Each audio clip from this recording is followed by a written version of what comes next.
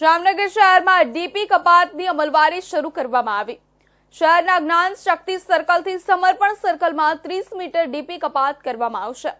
આ ડીપી કપાત અંતર્ગત 28 જેટલી પ્રોપર્ટી કોર્પોરેશનની એસ્ટેટ વિભાગ દ્વારા દૂર કરવામાં આવશે, જેમાં 16 કોમર્શિયલ, 1 રેસી, 7 ઓપન પ્લોટ અને 4 સરકારી જગ્યા પર ડીપીની અમલવારી કરવામાં આવશે। હાલ ડીપી કપાતની અમલવારીમાં કોઈ અનિચ્છનીય બનાવ ના બને તે માટે પોલીસ તંત્ર ખડે પગે છે।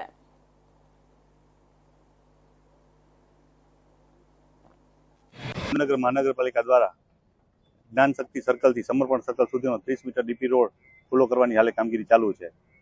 જે કામગીરીમાં 28 જેટલી પ્રોપર્ટી આવે છે, જેમાંથી 1 રેસિડેન્સ છે, 16 જેટલી કોમર્શિયલ પ્રોપર્ટી છે, 7 ઓપન પ્લોટ છે અને 4 જે છે એ સરકારી અથવા તો ઓર્ગેનાઇઝેશનલ પ્રોપર્ટી છે, જેની હાલે દૂર કરવાની કામગીરી ચાલુ છે। જેમાં સરકારી પ્રોપર્ટી છે એ પોતાની રીતે દૂર કરી દેવામાં આવશે, બાકીની જે પ્રોપર્ટી છે એને દૂર કરવાની હાલે કામગીરી ચાલુ છે।